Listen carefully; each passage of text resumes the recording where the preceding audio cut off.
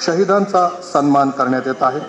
शहीदांना पुष्पचक्र अर्पण केले जात आहे।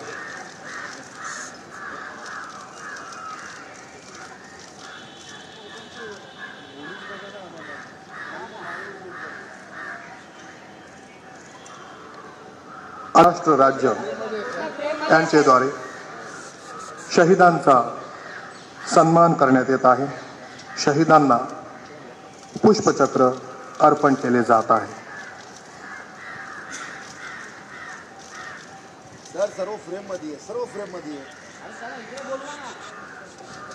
आदरणीय श्री अजित पवार उपमुख्यमंत्री महाराष्ट्र राज्य यांच्याद्वारे शहीदांचा सन्मान करण्यात येत आहे।